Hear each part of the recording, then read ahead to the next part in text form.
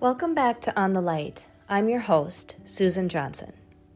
In this episode, I speak with Corine Biria, who lives and teaches in Paris as well as around the world. Corine shares how a chance introduction to yoga led to a lifelong dedication to the Iyengar method, and how meeting B.K.S. Iyengar in Pune in 1983 profoundly changed her life. She reflects on Guruji's disciplined and inspiring teaching, his ability to challenge students to move beyond their limits, and the importance of honesty and depth in practice. Corine also speaks about studying with Geetaji and Prashantji, and about the balance between effort, discipline, and maintaining an innocent, open mind. This episode is a heartfelt reflection on Guruji's legacy and the power of lived experience in the practice of yoga. Please enjoy this episode of On the Light.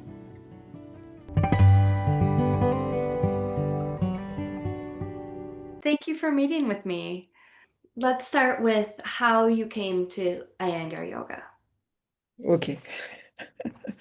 By chance. Yeah. I come from a French, very traditional French family. And in the 80s, yoga was not popular in France, not at all. And so I say it is really by chance, because myself, I was not knowing anything about the subject. Mm-hmm. No book, nothing who could say that one day I would go to yoga. Mm-hmm. And if I came, it is just because one of my friends pushed me to do it. So I went to yoga because of my good friend at that time. We were studying together, and she pushed me like anything. And finally, I released and I went. And finally, I stayed, and she left. That's how life is. Interesting. Interesting, yeah. Mm-hmm. I call it karma somewhere. Yeah, I think so. And Yeah. then I met my husband, and my husband, Biria, was somebody who could attract very well the people. He knew how to speak to the people and to teach the people for them to stay and to love yoga. He had this art. It was natural.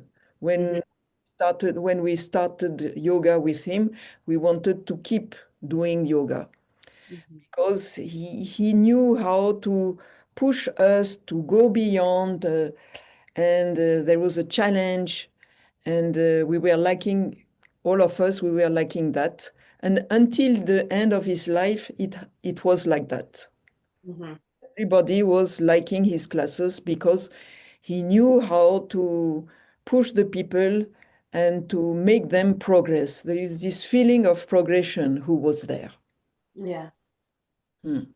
That's important for the That's student. important. That's important. It is not just well-being, but when you are young, you want to go beyond your limits. Because when we go beyond our limit, we feel that something is happening. When we are below the limits, then we feel maybe good, but the good state doesn't stay very long. Whereas when you go beyond your limit, then something remains in the body, in the cells, in the mind. It goes very deeply inside. Mm-hmm. So this quality of teaching is rare because we are afraid, we don't want to push them too much, and the pupils also don't want to go beyond by themselves. It's the human being is like that. He doesn't want to go, but yet at the same time, the mind wants to go. Mm-hmm. We cannot please together the mind and the body. It's difficult. Mm-hmm. We please our body and we are below the limits, or whether we want to please our mind, that means the quality of mind. I don't say pleasing the mind by desires or things like that, but to have a clean mind, we have to go beyond our limits. Mm-hmm. And this is difficult even today for the teachers to teach because until which point can we teach? They must not get harmed also, but on the other hand, they should have a clear mind, a pure mind due to the practice. So it's a balance which is not so easy to find out. Yes. So how did you, or when did you start going to Pune and meet Mr. Iyengar? In 1983, I met Guruji. The meeting was, I remember this year like a beautiful year, Mm-hmm. having met my guru, for sure, for sure. And and that day, the day I met Guruji, my life was settled somewhere. Mm. I had just to follow the process. That was the feeling, clear feeling. And besides Biria, my husband, I speak of him because everything is linked together. So I can't speak alone of myself. You know, Biria was very devoted already when I met him to Guruji. He met him a few years before. And when I met Biria, and there was a team along with me, he spoke in such a devoted way about Guruji and how we should behave, what to be done, the thoughts, that we were very much printed by this quality of mind. We knew from the very beginning that we will meet a person who is exceptional and for whom we needed to get prepared. That means that it's not a person that you can mean, hello, hello, how do you do? No, not like that. There was a preparation, and I was prepared. My husband prepared me. I met him in 81, and I met Guruji in 83. So about little less than 2 years, he prepared me. I was practicing a lot. At the beginning, I was doing 108 Surya Namaskar every day, 45 minutes, 45 minutes. I lost 10 kgs. For those who want to lose weight, I tell you, it's a good way. I could eat anything. The food was good. It was nice. But not only that, really, I learned how to practice, to clean my body, to clear my mind. I mean, and to have this devoted feeling within me before going there. And all this was natural. It is not that I wanted it, but it came by itself. So when I reached Pune, Guruji was already for me like a god. He was not happy, Guruji. Once he came to me and say, I am not a god. So for sure, he was not a god, but my feeling within, and I kept this feeling until the end of his life, that he was like a god to me, within me.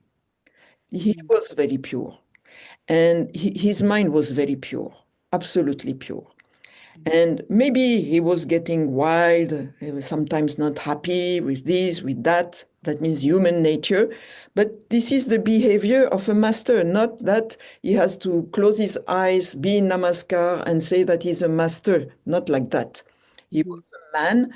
And you see, the thing is, what he was showing during the class, he was the same man when he was outside the class. Yes, maybe he was shouting in the class and outside the class he was not shouting. Okay, for this point, yes. But the man was not showing one facet of himself by teaching and having another facet of himself by living by himself. He was the same man. So there was no cheating. There was no cheating. He was what he was. So when we were nearby him, the teaching was not only on the mat, the teaching was also in the life. Everything he was doing was proper, was clean. And we needed to learn. He was an example in his daily life as well. So we Mhm. learn a lot outside of the mat as well. So that's it. So many things to say. Yeah. Yes. Um,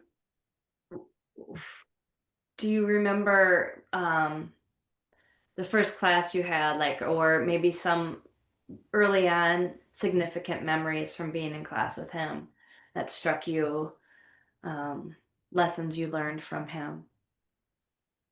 Yes, of course.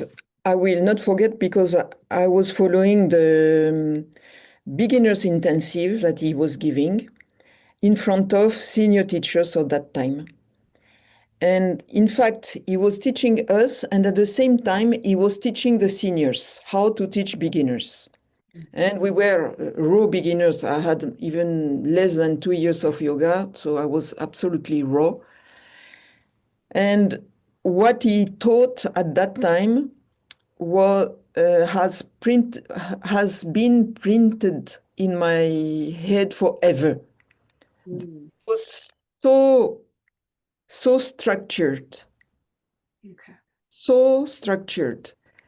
For example, I give you an idea of his structure because I will not give you all the Yeah. details of this intensive, but just to give you the way he was teaching.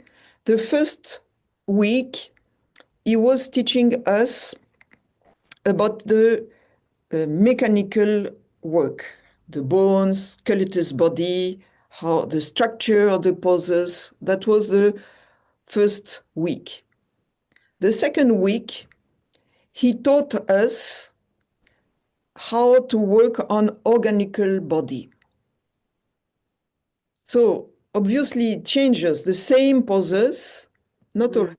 the same poses with new families as well, how to practice on an organical level. And the third and last week, he was teaching us by adjusting the position of the brain. Mm. How to practice with the position of the brain, how the poses were coming with a right position of the brain. Mm. So Wow. this I have been keeping that in my cells forever. It Mhm. was just to give you the way he was structuring the intensive and beyond all the other explanation that he gave us. Mhm. Wow, that sounds really interesting. Very interesting. Mhm. And when you see Light on Yoga book, when you see Guruji's poses, you will see how his poses are beautiful because his brain is settled properly. It is Mhm. not just the grace of his pose, no doubt about it, of course. But beyond the grace of his pose, this is also how he position the head, position the brain. The eyes are always relaxed if you can see properly. And that means that we are beyond a gymnastic pose. We Mm. can see that the nerves, the brain, the diaphragm, you watch also the diaphragm, the brain, and the pose are running all together very nicely. Mhm. Mm. These poses I can keep on watching. It is always giving me a lot of instructions. So Mhm. when Art of Yoga came out, what was good in Art of Yoga, there was a big gap between what he was doing at that time of Light on Yoga book and Art of Yoga book. Mhm. Decades were in the middle. And we could see the evolvement of Guruji between Mhm. these two periods of time.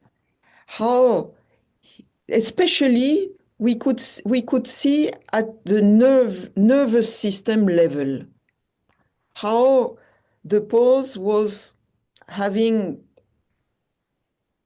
breath, having space, how the nerves were settled in a different way. And secondly, one more thing is in Art of Yoga, you can see the pictures are bigger. Mhm. So we could see better the actions of each muscle, each action, much better than on a Light on Yoga book. Yes. Mm. And this also for us as practitioners and seekers, because we are seekers, is should um, should help us to understand that this man within 20 years has done such a progress between these two books, such a progress in 20 years. What about us? What, Right. what about us? And it is not a question to do advanced poses when I speak of it. I'm speaking of all this level, position of the brain, position of the diaphragm, position of the nerves, not only the position of the muscles and bones. Yes. Yeah. It is interesting to see that. There's some, I don't know if you're familiar with the archive book that was put together by the US teachers, Mary and Eddie, and it compares some poses when he was in Shirshasana and when he was younger, and then midlife, and then older, and it's like you can really see that. And You can see that in Ashtadala Yoga book as well, where yes. a lot of comparisons to Hmm. Hmm. true. But that should also um, bring us to the reality of the effort that he put Hmm. to evolve as he has evolved. Yes. What about us? This, Yes. this is the question. That is a good question. Mm. Mm. I suppose I think obviously my practice will never be like Guruji's. But in a way, it does give me hope that my practice can continue to progress. And So it's wrong. about hope, Guruji spoke about a lot of it. He never liked that we were discouraged. Hmm. For him, we had, we have to practice with the hope to evolve, to Hmm. become better at all levels. When I say to all levels, and so the, for example, concerning, I speak about a subject that comes often at the Institute about the time to reach the zenith of yoga. Hmm. So, is it a question of many, many, many, many, many lives? Guruji didn't agree with that. Oh, okay. He didn't agree with that. Maybe it is true. I don't say it, I don't know. In fact, I don't know anything about that. But I just speak about what Guruji was thinking about that. Hmm. He says we cannot be discouraged by telling we need, I don't know how many lives to reach Mm. the need of yoga. Yeah. Maybe the aim is very, very closed. Hmm. So with this mind, he wanted this mind to approach yoga. That the aim is very closed. Hmm. If you put it in very, very, very, very, very, very, very long life, that creates another feeling that he didn't want that. Hmm. Mm. I like that. Mm. Um, how about your time learning with Geetaji and Prashantji as teachers? I mean, I don't know how that progressed then from 1983. I know at some point Guruji stopped teaching regular classes. I came at the moment where Guruji started to go little bit behind Mhm. and put his daughter forward. Of course, Prashant was having his own classes, and Gita was at the most at the front. And what to say, so many things. Prashant had, I mean, before his accident, Prashant had a practice you cannot imagine. So good. Mhm. Amazing practice. And he could stay hours in the asanas. We were Mhm. wondering what he's doing in these asanas. Mhm. So, Mhm. so long. Mhm. He was really, I remember one Ardha Matsyendrasana, I don't know, maybe 10 minutes in one side. And he was not moving at all. He Mhm. was staying, and without any effort, effortless effort for him. It was incredible. His practice was amazing, absolutely amazing. And his classes were also amazing, I should say. And Geetaji, she she was the complement of Guruji. My Mhm. feeling. This is my feeling. And I take it on me when I say that. I felt that Guruji wanted to push those who could go very far. Mhm. In every senses, you mean, by the practice, by the culture, by the involvement. Some of these people were pushed forward because he could see the potential. So Mhm. he was taking the whole potential of these people to go till the limit where they could go. And Geetaji was behind, looking after those who were having problems or an issue or weaker or others. And these two together were doing a very good team. And Geetaji was liking to have Guruji like on her shoulder, being here to, to hold. Mhm. The day Guruji started to be behind, Geetaji felt lonely. Mhm. She needed a presence, strong presence, and male presence, I would say. This is my feeling that she needed this male presence and she wanted to be helped because to have all these classes with all these people, with all these issues, with such a timetable, most probably she needed to be helped. And this help was not there. So she suffered to some extent. Yet, she had the sense of Dharma very, very strong. Mhm. Even when she was not well and she was more and more unwell due to this childhood condition, yet she made a point to be at the class and to teach us. And we never felt that she was unwell during the classes. She was carrying us to the surface. She was carrying us with all our issues and whatever. And the classes were always excellent. Mhm.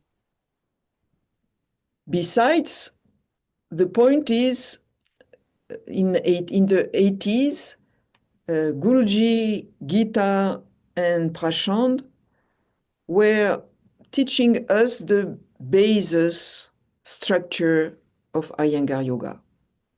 Mhm. That means they took the time, because we were less people, they took the time to teach us a sequence, how to start, how to finish, the family of poses, what to do, when.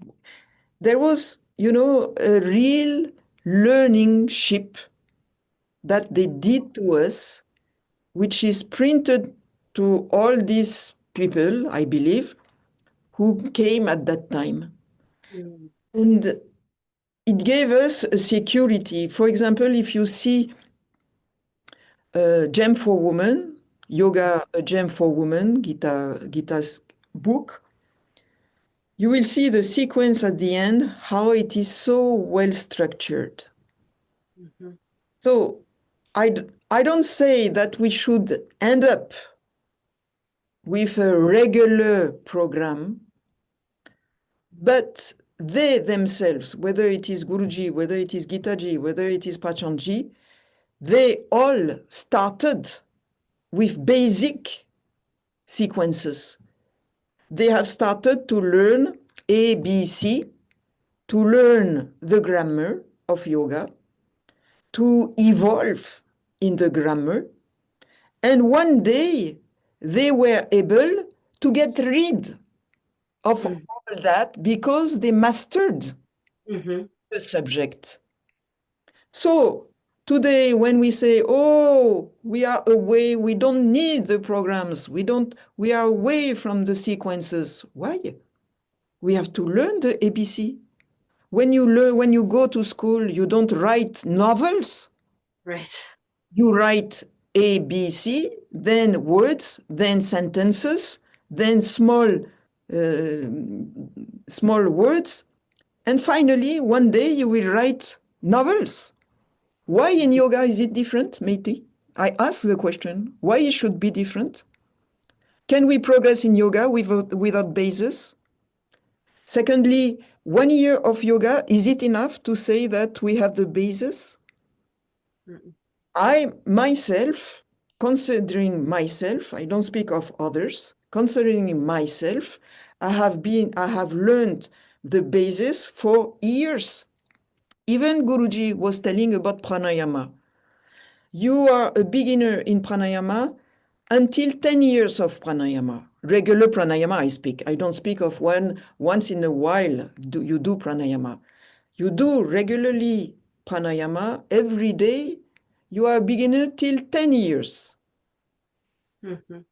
So we have to respect the fact that we have steps one by one to take if we want to evolve and maybe one day to go a little farther. But if everybody can do anything, any moment, because we should get rid of the burden of sequences and programs, so how these people will evolve if there is no base? Mm. This is my question. I mean, there is not one art, one science, one anything where we should not have basis Mm-hmm. in the words, in the entire words. Absolutely. Yeah. Mm. So to come back to the subject, they were having this basis and they were teaching us this basis. After they mastered the subject and they became what they are and they were later on. Yeah, that's really important. How about time with the family outside of the practice hall? Did you Yes, time with them? Yeah. we were we were really cherished by the family. The family was very heartful with us. Mm-hmm. Um, Many a times, at that time, we could eat together with the family, having this Iyengar food, which is out of the world, I tell you. Mm-hmm. Mm-hmm. Best Indian food in my life is Iyengar food. Wow. Excellent. Mhm. And they were very approachable. We could speak to them.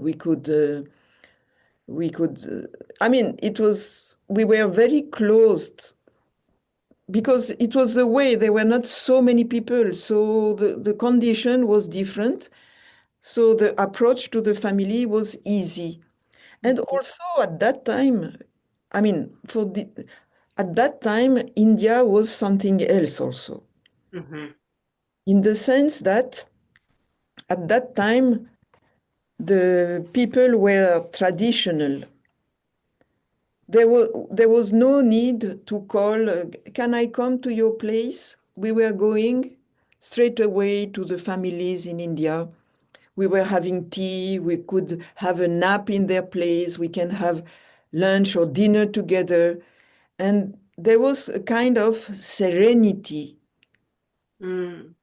which now has disappeared because they have become modern. And it looks that modernity and serenity don't match. Mm. And at that time, there was this serenity. It was normal to go to the families, to speak to them, to have a chat. They were happy to see us, and we were happy to meet people there and know their culture, share the cultures. It was extremely warm. I have a beautiful remembrance of this time where India was traditional. And Guruji's family was also and is still very traditional. We can easily meet them, speak with them, have a tea. There is this nice and easy contact, which really for me this is India. Yes. Yeah. Lovely. Mhm. Mhm. Um, what else can you tell us about Guruji? Yes. So about Guruji, we can speak Guruji. The warmest memories I have most probably are in Paris Oh, okay. because he came regularly in Paris for some time, and he was coming to our place, Mm. and we learn a lot about his life, his way of living at home, and what should be done also. But I just tell you stories. Mhm. Morning time was early. He was waking up by 4:30, 4:30. And he was not coming alone. There were the people like Pachi, Biria. We were quite a few, plus Javaher, Biju, Zubin. We were quite a lot. And plus others sometimes who came. And I remember one day I told him, please take your time, sleep well.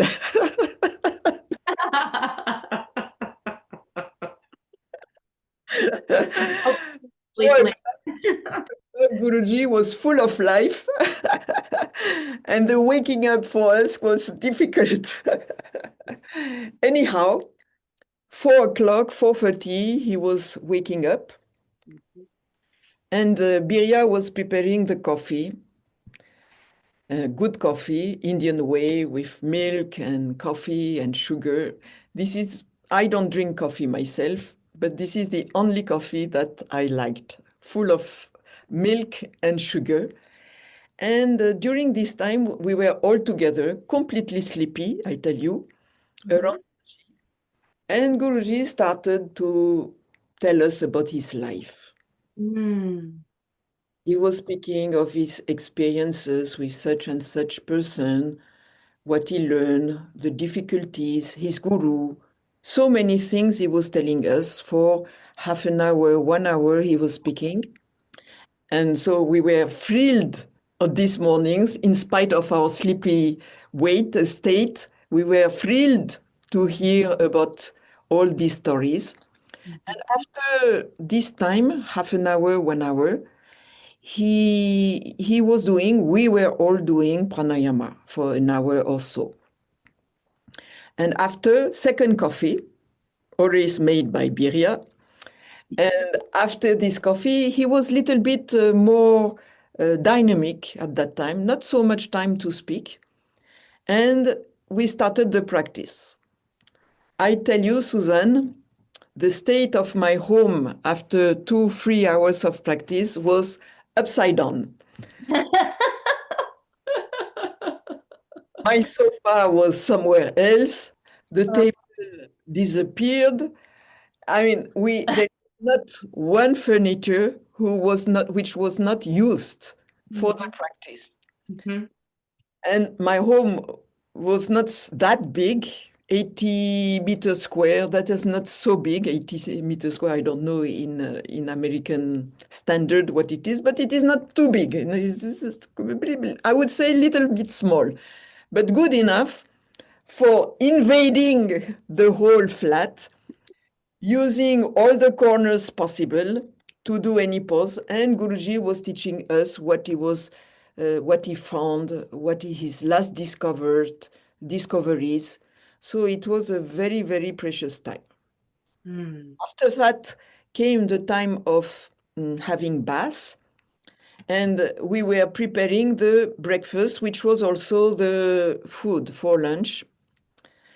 And the breakfast that he was loving was bread, butter, jam, honey, cream, fruit salad with cream and honey, and Mm. croissant, French croissant.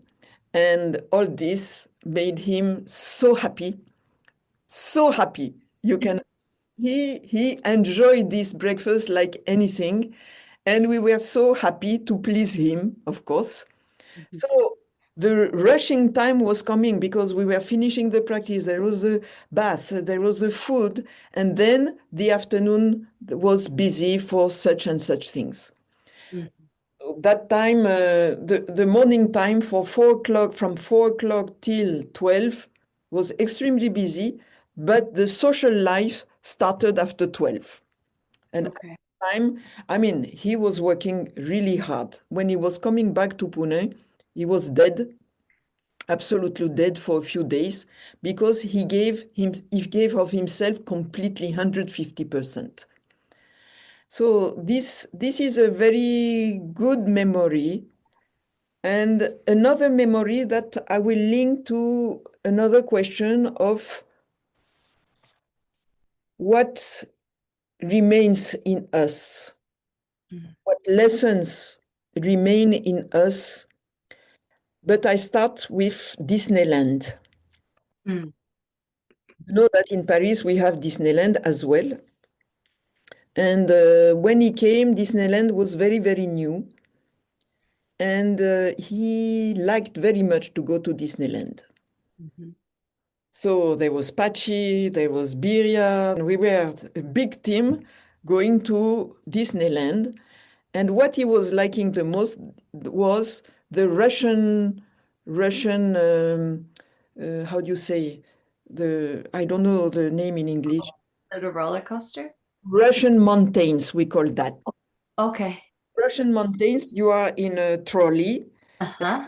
it comes up and then goes down straight away. So it looks like your heart and your stomach will come out of yourself. Huh? That he was loving like anything. Oh my goodness.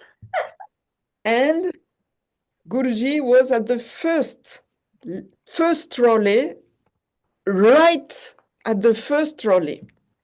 And we have pictures where he was very laughing and happy with that. The thing is, yes, it is childish. You may say that it is childish, but somewhere in his nature, there was a childish nature also. I mean, innocent nature. But not only that. Besides, I am pretty sure that he was testing his fear. Mm. Mm. What he taught me, at least at my level, he taught me that fear complex, abhinivesha, is to be watched. Mhm. You have the fear, maybe there is a condition where you fear something, but you have also to watch yourself with the fear. So, like you separate yourself and you witness yourself with your klesha, with your pain. I saw that a second time in front of the Eiffel Tower. Mm. There is a big esplanade, you say esplanade in English, a big place in front Mhm. of the Eiffel Tower with a cliff of maybe 30 meters cliff. And just on the border on this cliff, Guruji did headstand. So around, I know that there was Pachi, there was Biria, and they were shaking. Imagine Guruji exactly at the edge of 30 meters square of a cliff. Mhm. Exactly, you might have seen the picture of Guruji facing or having the back facing the Eiffel Tower. But what we can't see on the picture is what is behind Mm. Mhm. meters cliff. And you can't see also the others around him shaking like anything in case he falls. Oh my gosh. Guruji, B.K.S. Iyengar. I mean, the, the responsibility was enormous, Yes. enormous. And so he did his headstand. That means, do you think that any of us is able to do headstand knowing that just behind the head there is 30 meters cliff? No. So he was testing his fear. He Mm. was working on his fear. Definitely, definitely. So it was a good lesson for me to know that you have to watch yourself in your klesha, in your fear, but being also outside. You may be inside, but you have to be outside. There is this image that which is very common, which is explained when you watch a film on cinema. Mhm.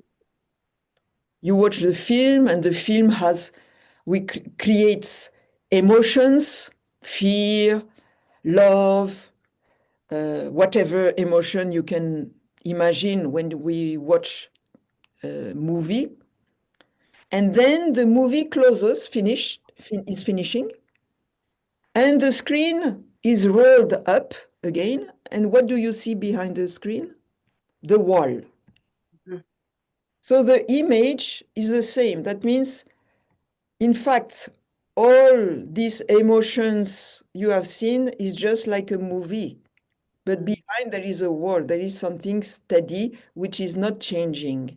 Mm. From that goes all the philosophy of yoga. That Mm. means you leave your emotions, good and bad, but behind there is something solid which is not moving. So watch like that as well. Mm.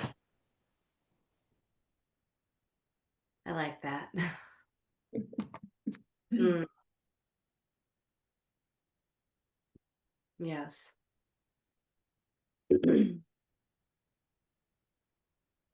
Well,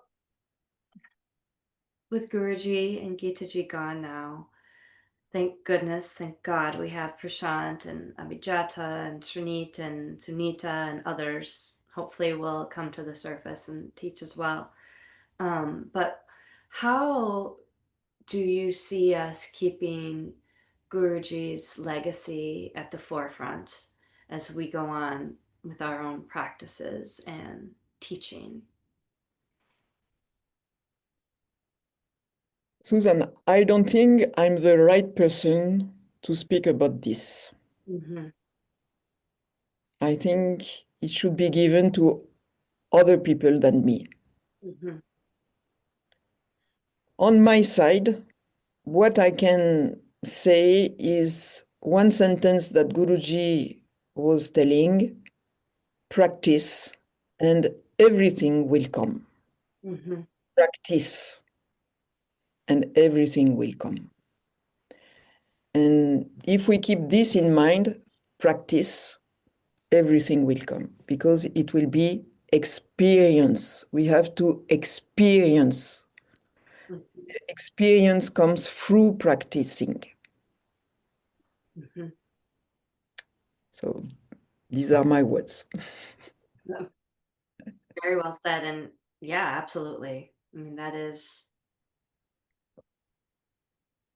the way. This is the way. Mm-hmm. That is what Guruji taught us to practice and then experience, because the experience comes from the cells and not from the head. Mm-hmm. The theory should come after having experienced. Mm-hmm. There is a link between the experience and the theory. Mm-hmm. So that's then we learn really yoga because it comes from our viscera. Mm-hmm. Mm-hmm. It doesn't come from the brain. Mm-hmm. Mm. That's my point. Mm-hmm. Prashantji has been speaking uh, a lot lately about abhyasa and sadhana, Mm-hmm. um, and how abhyasa is similar to what you're saying. It's a must for, and it shouldn't be looked down upon. Just the repetition of practice every day, and that eventually sadhana happens. That we can't turn our practice into sadhana. That it is eventually something that comes. Yes, Mm-hmm. exactly. Yeah. We have to get the discipline. If there is no discipline, the practice will be casual and the result will be casual. Mm-hmm. Need to have a discipline. Tapas means discipline. And so maybe the discipline doesn't bring fruit all the time. Sometimes the fruits are there, sometimes the fruit are not there. But for Guruji, whatever fruit or not fruit, we shouldn't search for the fruit anyhow. We should Mm-hmm. continue the practice without seeking the fruits. Mm-hmm. We have Yeah. to practice for practicing, for practicing. And the fruit may or may not come. Mm-hmm. That's a point, important point. Mm-hmm. So would you say that's part of vairagya then, to let go of that?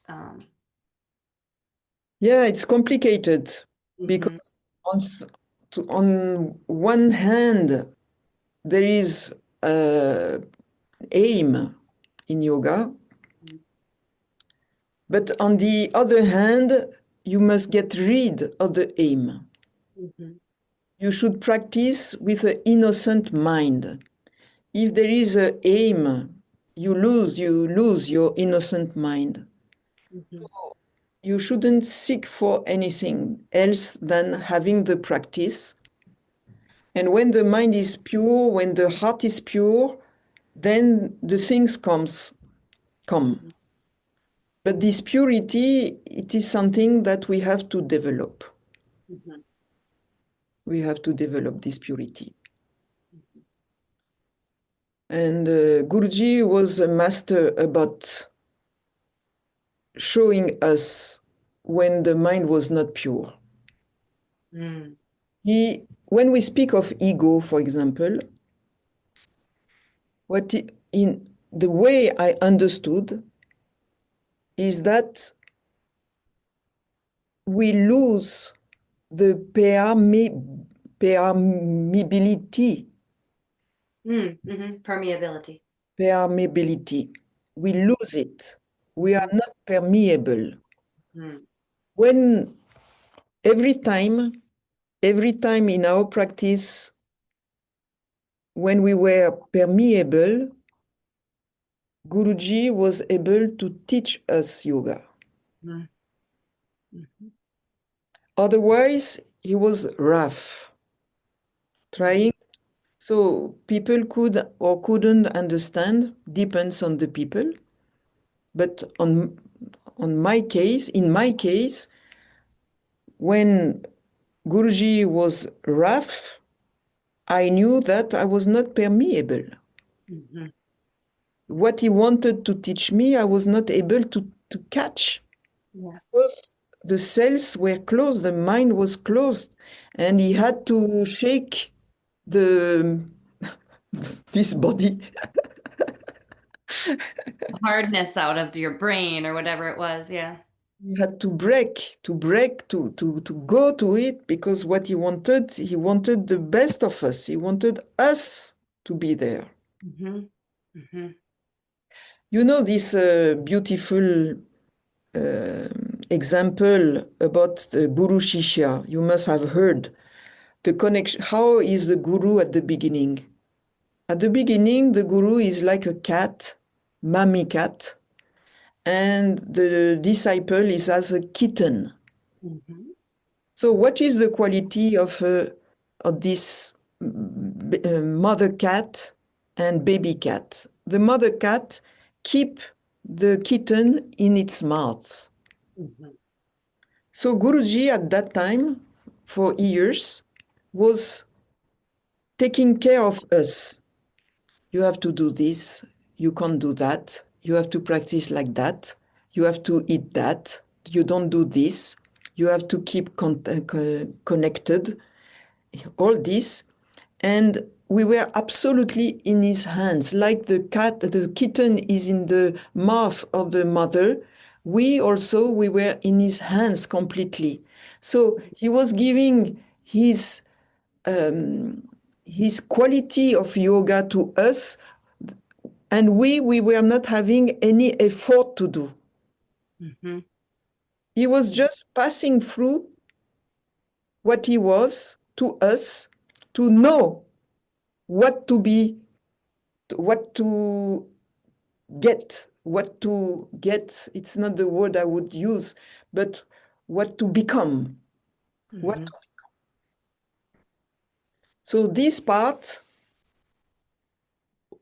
I got that for about 20 years. Years where I felt that I was in the mouth of the kitten, or the mother kitten, Mm-hmm.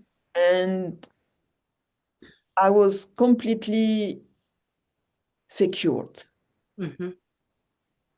And it was a extreme good feeling, I should say, that the things were under control, and it didn't give me the feeling that I was in a jail. Not at all, not at all. Then came a day, one day changed. The guru became mother monkey, and I became baby monkey. And that time was much more difficult because at that time he let you play around, go around. You are no more in the mouth. You become independent. Mm-hmm. Of course, the mother is around and check what you are doing, but you are no more. You have no more the security. Now you have to walk by yourself. You have to find the food by yourself. You have to find out your way. Mm-hmm. And this is far to be easy, very far to be easy, because there is the cliff to fall.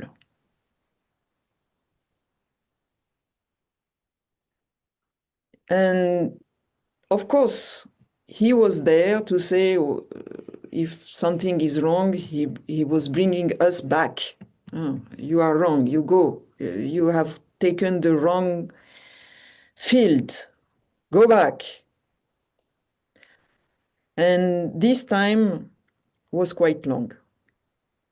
And because you become an adult, is my practice all right? Am I on the right way?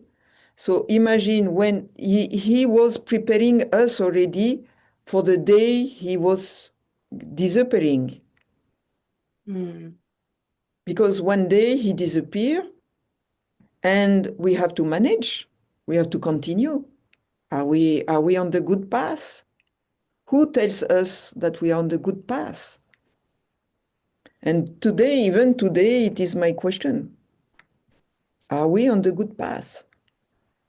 And there was, at that time, there was not you have to find out from yourself to take out what is expected in yoga. It has to come from within. The guru now is no more there to give you like a blessing every now and then, like he was doing at the beginning. This blessing time was over. Now it is to you to get it, to you to have the right practice, to you to get the same movement, the same feeling than that. You know the story with Ramakrishna when he met Vivekananda.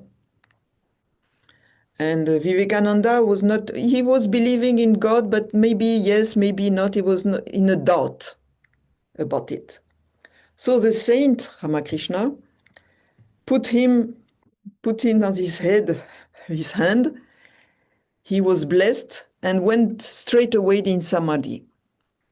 So after that, he came out. And of course, the question of believing or not to God was finished. It was clear.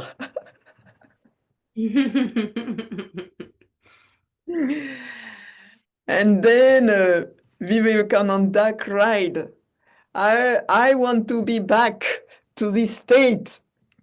And Ramakrishna said, do your duty and you will end up with samadhi. But for the time being, you have to do your dharma. And your dharma is what you have to do now. And I have the same feeling with Guruji, he gave us so much. But at the same time, then, okay, we have to do our dharma. We have to work, we have to study, we have to practice. There is the daily life. Yet, we shouldn't forget what is expected because he taught us at the very beginning all of this. So, this is the line, this is the thread. We shouldn't be lost. Mm. It's That's beautiful. Mhm.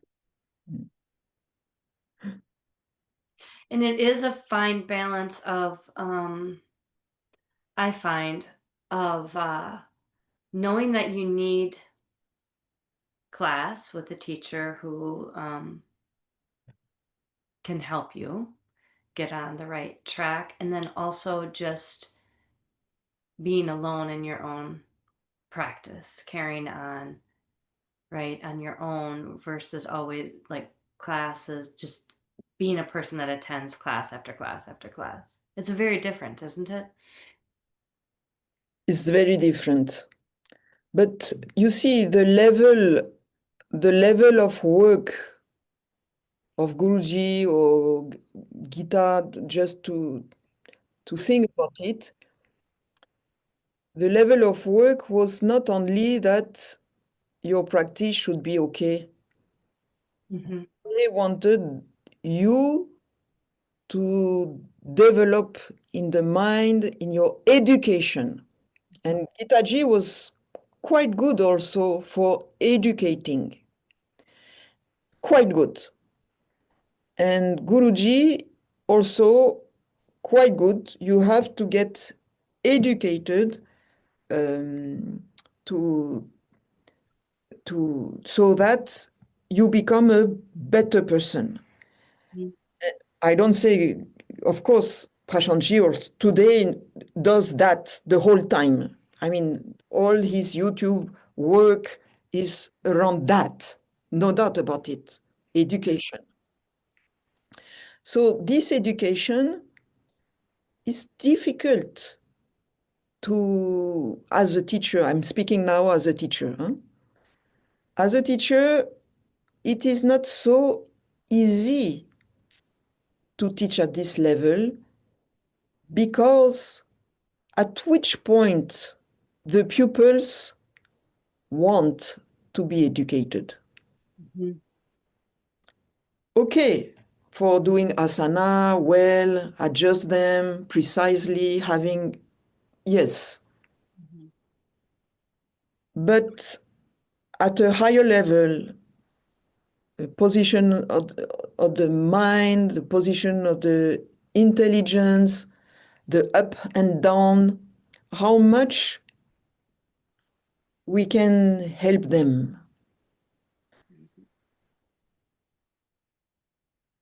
Because Guruji and Geetaji as well, they were able to watch the waving movements of our mind quite well, even when it was delicate. Guruji was a champion about it. Because we needed to have a very, very pure mind. For example, if the mind was to criticize anyone, he couldn't bear. Couldn't bear. He couldn't bear hearing anyone criticizing anyone, because this is creating toxins in yourself. Mhm. This, this is creating toxins in your own body, in your own mind, and you are receding in the process of yoga path. You are receding. So what he wanted us to progress as much as possible. So every time anyone was criticizing anyone, he was not happy because you are receding and he had no time. How much you can go back and forward, back and forward. Go forward, stop criticizing, remove these mind toxins, go beyond. So there was this education. Yes. Now, how many of us, and I'm speaking of all my brothers and sisters whom I shared the Guruji's teaching and teach today, still today, how much we can work on that. You see, it's another level. It's another level of teaching. And the pupils may not be ready for that. I don't think so. So we have to speak about our own experience so that the pupils can reflect on yourself more.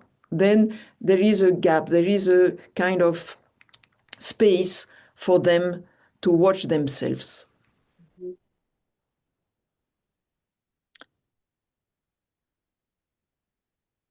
Yeah, so much to say about it. Yeah, Yes. much to say. Mm. It's a big reflection about this. I feel that you have first to have a proper experience, not only experience, but a steady experience to teach others.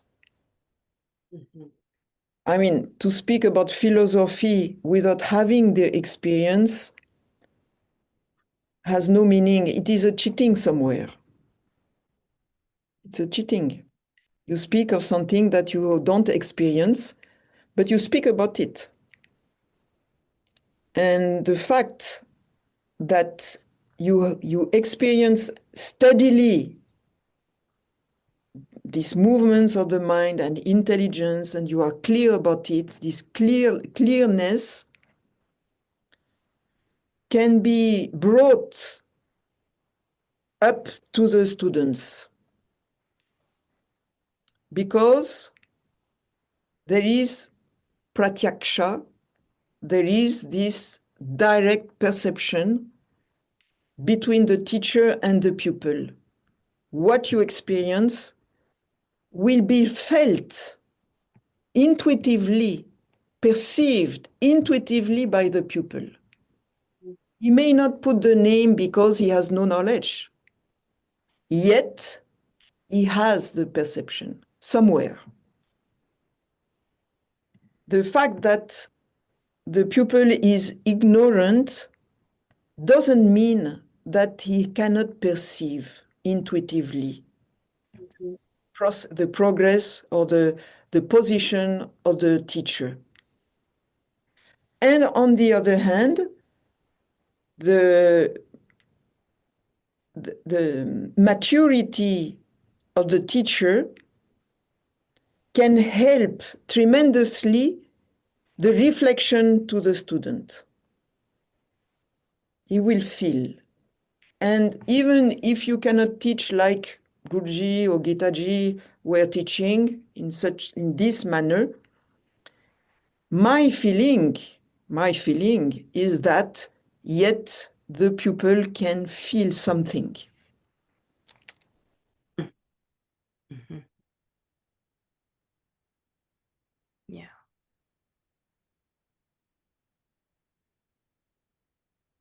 So we have to be example for that as much as our potential can.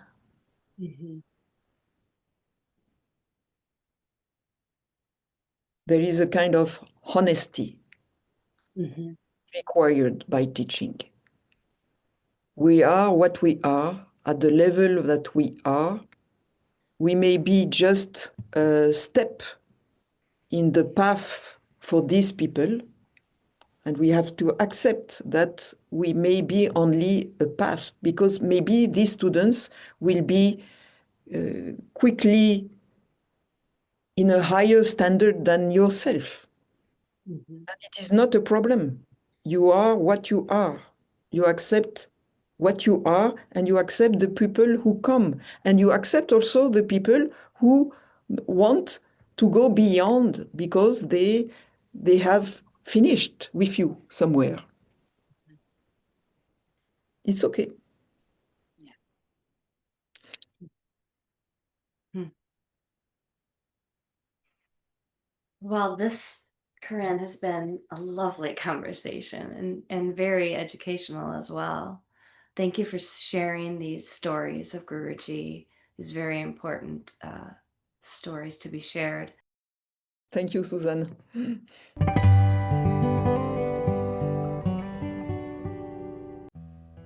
I hope you enjoyed this episode of On the Light.